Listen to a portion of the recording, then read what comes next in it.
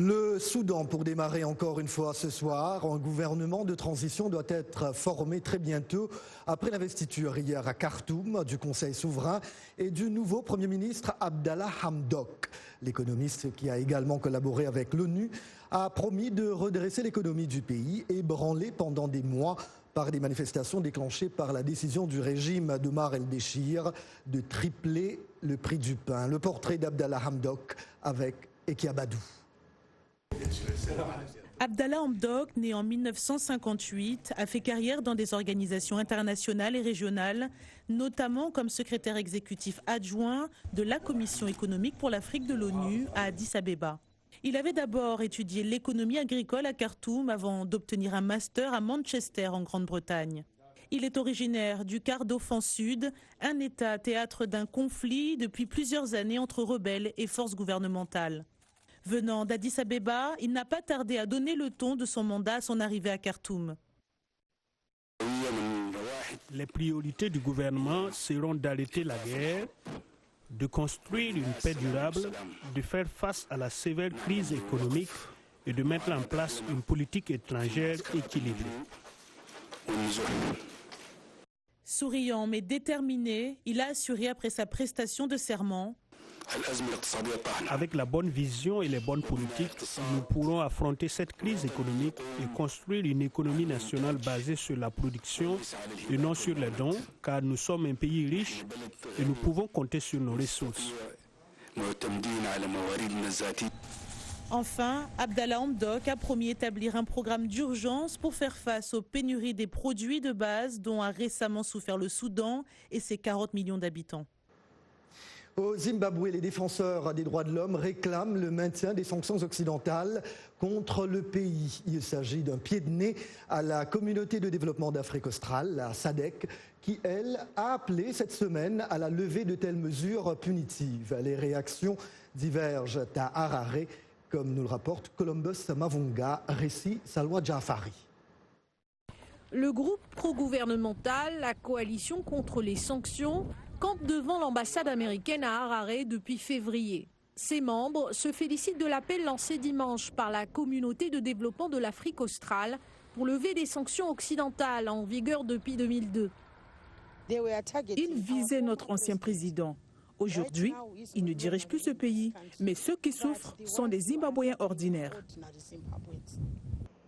L'économiste Daniel Ndelela lui pense que les sanctions qui ciblent des responsables zimbabwéens et les organes de l'État ont peu à voir avec l'économie en difficulté. La mauvaise gestion du gouvernement est à blâmer. Certains pensent que si les sanctions sont levées, nous aurons immédiatement des prêts. Mais cela ne se produira pas tant que nous ne rembourserons pas les dettes dues aux institutions financières internationales. Les gens disent qu'il n'y a pas de nourriture, pas de médicaments, pas de manuels dans leur salle de classe en zone rurale à cause des sanctions. C'est une blague. L'Union européenne et les États-Unis ont imposé des sanctions au gouvernement de l'ancien président du Zimbabwe, Robert Mugabe, pour fraude électorale et violation des droits de l'homme. Mais depuis 2017, sous le règne du président Emmerson Mnangagwa, la situation s'est aggravée selon les militants des droits de l'homme. L'activiste Tatenda Mombeyarara dit avoir été enlevé et battu la semaine dernière par des membres des forces de sécurité, une accusation qu'il nie. Il serait erroné pour tout organisme ou institution de supprimer les sanctions contre le tort qui a été fait. Les sanctions ont pour but d'améliorer la situation des droits de l'homme au Zimbabwe. En réalité, la situation s'est aggravée. Nous nous trouvons dans une situation bien pire. Donc, si nous obtenons des sanctions en raison des violations des droits de l'homme, ces sanctions devraient être renforcées. C'est ce qui devrait se passer. C'est ce qui devrait se passer. En mars, les États-Unis ont prolongé d'1 an les sanctions à l'encontre du Zimbabwe en invoquant des restrictions imposées par le gouvernement à la liberté de la presse et contre les activistes. Pendant ce temps, les autorités refusent d'autoriser les manifestations contre le gouvernement Mnangagwa pour sa gestion de l'économie.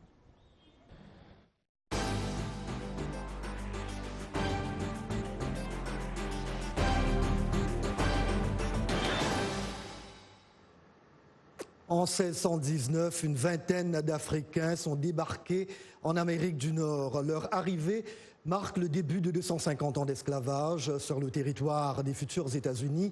De nombreux événements ont lieu cette semaine pour commémorer le premier bateau d'esclaves, arrivé en Virginie donc il y a 400 ans. La Voix de l'Amérique tient aujourd'hui à l'Université d'État de Norfolk un grand débat télévisé sur ce chapitre sombre de l'histoire américaine. Bagassi Koura nous rejoint en direct de là-bas. Résumez-nous cet événement, Bagassi. Oui, bonsoir Jacques. C'est une conférence organisée par la Voix de l'Amérique en collaboration avec l'Université de Norfolk, ici en Virginie, dans le sud des États-Unis. C'est donc ici qu'en fin août 1619 qu'est arrivé un bateau pirate anglais surnommé le White Lion, le lion blanc, qui transportait donc quelques 20 africains, des Angolais essentiellement. C'est donc l'échange de ces Africains contre de la nourriture et d'autres biens qui a déclenché le commerce, donc la traite négrière ici en Amérique du Nord, en Amérique colonie anglaise à l'époque. Et donc une traite négrière qui va durer plus de 200 ans. C'est donc autour de ce thème que des experts ont été réunis ici autour de cette émission télévisée par la Voix de l'Amérique, qui ont discuté donc de l'origine de l'esclavage, de ses conséquences, mais aussi de l'épineuse question des réparations. Et la question a été posée, s'il doit y avoir réparation, de quoi parle-t-on? Jacques et les experts ont souligné qu'il s'agira surtout d'une commission vérité et réconciliation, comme l'a suggéré une des participantes. Il s'agira surtout aussi de donner des bourses, permettre l'accès à l'éducation aux Afro-Américains, aux jeunes Afro-Américains. C'est l'accès aussi au logement pour les Noirs. Et surtout, en termes de réparation, c'est de réduire l'écart entre la communauté noire américaine et les autres communautés. Jacques. Bagassi Koura, je rappelle que vous étiez en direct de l'Université d'État de Norfolk en Virginie. Je vous remercie. De l'Afrique à l'Amérique, l'histoire tragique d'un périple que des Africains américains descendants d'esclaves ne veulent jamais oublier. À titre d'exemple, nombreux d'entre eux se rendent au Ghana pour l'année du retour, telle que décrétée par le gouvernement d'Accra. Ce sont 12 mois pendant lesquels le pays d'Afrique de l'Ouest, qui fut un des importants pays de départ de la traite négrière entre les 15e et 18e siècles, organise des événements pour rappeler le drame. Le souvenir est douloureux, comme nous allons le voir avec Thierry Kaoré. Au roulement des tambours qui accueille les chefs du royaume Ashanti, Tani Sanchez n'a pas pu contenir ses larmes. Accompagnée de sa fille, elle n'a pas hésité à rejoindre le chef Ashanti sur son trône et va même lui poser une question. Vous feriez un test d'ADN? Vous le feriez vraiment? Parce que ma fille et moi sommes des Sanchez. Je veux savoir qui nous sommes par l'ADN. Ces personnes connaissaient probablement la grand-mère de ma grand-mère. Je veux dire, ça me laisse époustouflée. Et ensuite, être avec des groupes identifiés par l'ADN, j'ai juste senti que ce n'était pas une coïncidence. Tani Sanchez a passé beaucoup de temps à rechercher ses ancêtres qu'elle a rassemblés dans un livre publié, mais comme la plupart des Afro-Américains, son passé lointain a été effacé de force par l'esclavage. Ce voyage au Ghana a aussi été marqué par la visite du fleuve Assine Manso, où les esclaves ont pris un dernier bain avant leur emprisonnement sur la côte. Quand nous sommes allés à la salle de lavage et avons juste vu comment les esclaves étaient alignés et forcés de marcher très vite pour suivre les surveillants qui étaient à cheval et à dos de mulet, j'ai un peu ressenti le même sol sur lequel ils ont marché. Les deux femmes se sont ensuite rendues au château de Cape Coast, où les esclaves étaient enchaînés, triés et organisés avant de franchir la porte du non-retour. Pour Tani, la mère, c'est un espoir de retrouver ses ancêtres. Quant à la fille, elle a tout simplement déclaré « C'est chez moi, c'est d'où je viens » avant de quitter le Ghana. Aujourd'hui, c'est jeudi et comme tous les jeudis, nous recevons notre collègue Mohamedou Oumfa pour la rubrique consacrée à la santé. Bonsoir Mohamedou. Bonsoir Jacques. Comment allez-vous? Je vais bien, vous-même? Vous me sentez très bien, oui, merci. Alors ce soir, nous parlons de la poliomyélite, oui. Une maladie, bonne nouvelle, qui devient assez rare. Oui, Jacques, la maladie est de plus en plus rare. Oui. Le nombre de cas de poliomyélite dans le monde a diminué de plus de 99% depuis 1988. Et selon l'Organisation mondiale de la santé, l'on est passé de 350 000 cas en 1988 à 33 cas seulement notifiés fin 2018. Alors Jacques, il faut préciser qu'il y a 3 types de poliovirus, dont 2 types ont déjà été totalement éliminés. Il y a le poliovirus sauvage de type 2 qui a été officiellement éradiqué en 2015 et il y a le poliovirus sauvage de type 3 qui n'a pas été observé depuis 2012. Alors c'est le poliovirus de type 1 qui reste d'actualité, mais comme je le disais Jacques, seuls 33 cas ont été notifiés dans le monde. D'ailleurs, il faut dire que ces cas-là sont localisés dans 2 pays, 2 pays frontaliers. Il s'agit du Pakistan et de l'Afghanistan, n'est-ce pas? Oui, effectivement. Ouais. Il faut dire que dans ces pays, il y a une combinaison de facteurs qui ne facilitent pas la lutte contre la maladie. Il y a les problèmes d'accès à l'eau potable, il y a l'instabilité sociopolitique qui rend difficile la vaccination et les déplacements des populations à l'intérieur et entre les 2 pays. Je vous propose, Jacques, de regarder tout cela dans cet élément réalisé par Carol Pearson, un élément que j'ai traduit pour vous. Administrer le vaccin contre la polio est une procédure simple. Mais dans certaines parties du monde, les vaccinateurs risquent leur vie pour protéger les enfants contre cette maladie capable de les paralyser toute la vie. Au début de cette année, les vaccinations ont été interrompues lors d'une manifestation tribale au Pakistan. Les vaccinateurs ont été attaqués et tués après que des rumeurs anti-vaccins se soient propagées sur les réseaux sociaux. Mais malgré les dangers, de nombreux vaccinateurs poursuivent les efforts pour mettre fin à la polio, une maladie affectant principalement les enfants de 5 ans et moins. La maladie est de plus en plus rare. En 2018, seuls 2 pays, l'Afghanistan et le Pakistan, ont signalé des cas de poliovirus sauvage. Dans ces 2 pays, l'eau potable est une denrée rare, ce qui rend difficile l'éradication du virus. En effet, le virus se propage par l'eau ou les aliments contaminés. Nous avons détecté du poliovirus dans les échantillons d'eau prélevés ici au Pakistan. Ça, c'est un signe qu'il faut rester vigilant. Il est urgent de faire vacciner les enfants pour prévenir la maladie.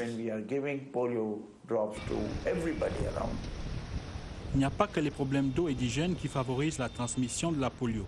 Au Pakistan et en Afghanistan, de nombreuses familles se déplacent fréquemment entre les 2 pays, ce qui rend difficile la vaccination. Les 2 pays doivent travailler ensemble et le font de plus en plus, partageant des données de surveillance et coordonnant les dates de campagne de vaccination.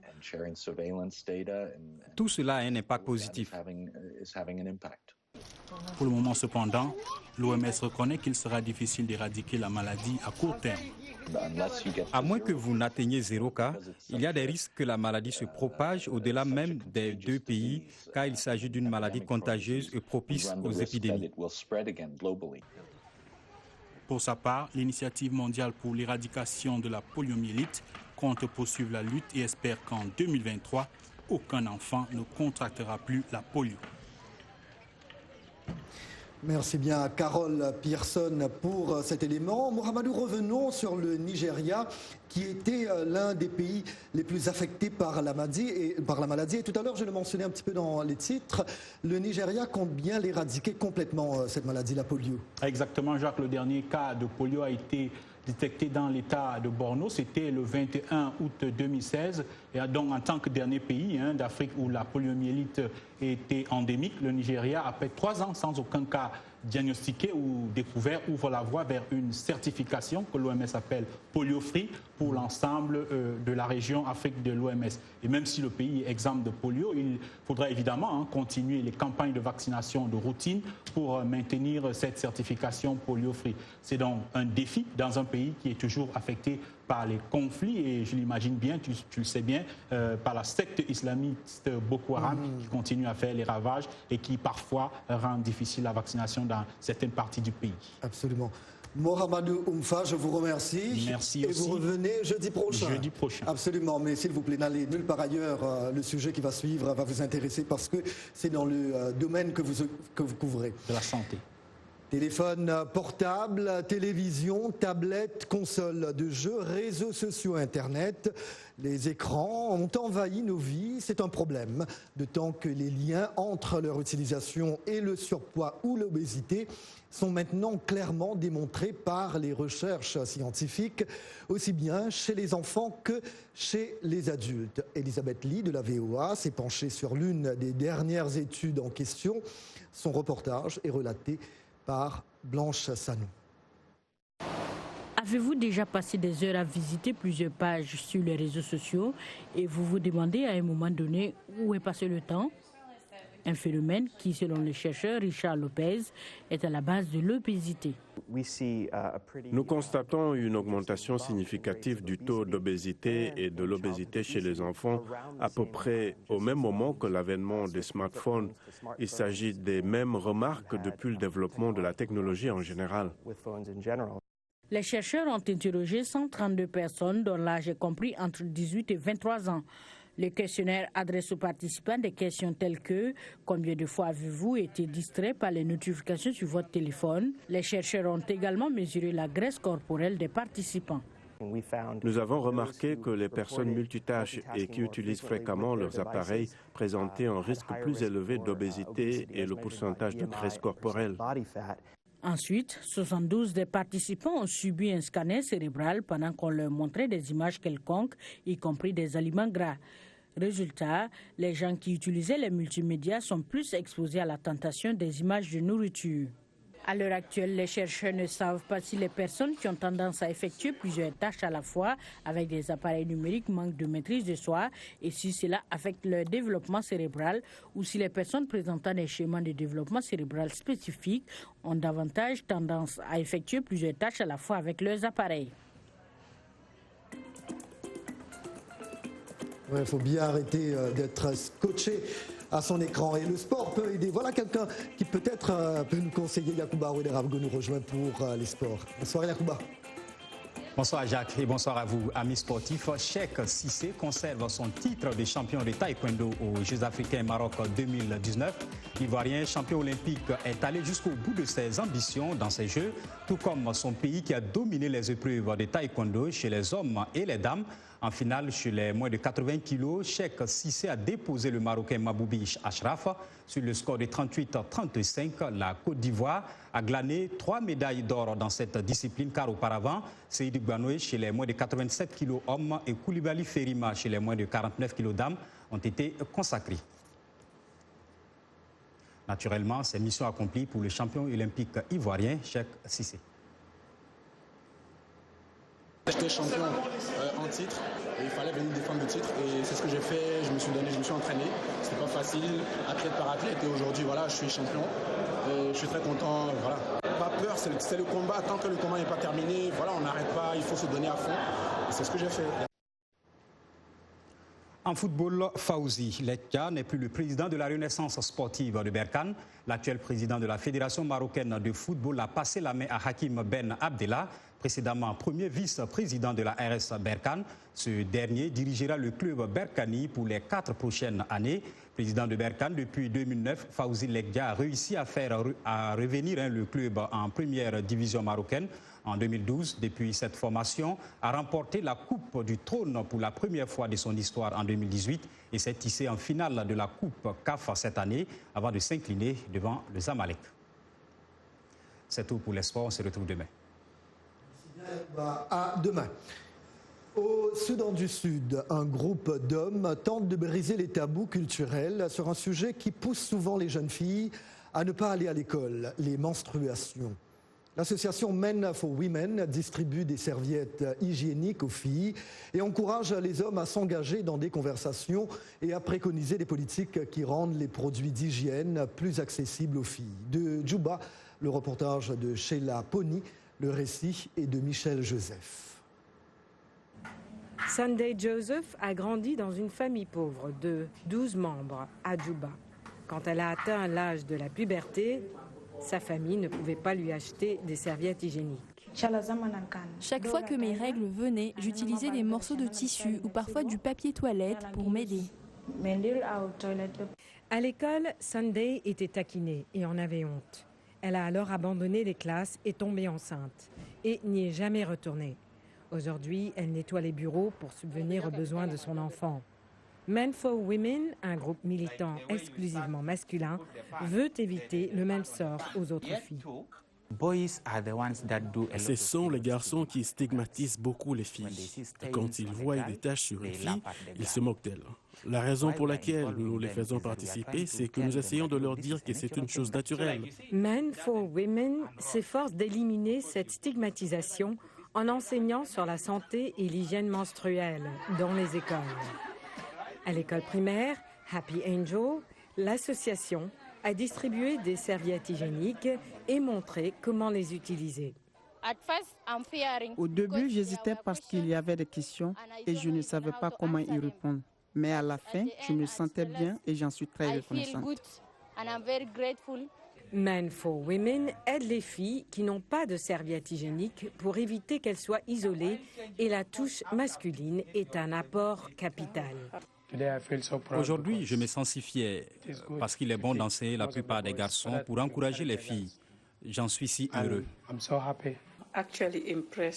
En fait, je suis impressionnée parce que c'est la première fois, je pense, que les hommes parlent de menstruation dans ce pays. Madame Akumu a ajouté qu'il est temps de briser le silence sur les menstruations et elle voit l'action de Men for Women comme un bon pas en avant. Initiative très louable. Voilà, point final à ce journal. Merci d'avoir été des nôtres ce soir. Rendez-vous demain, même heure, même endroit. Merci. À demain.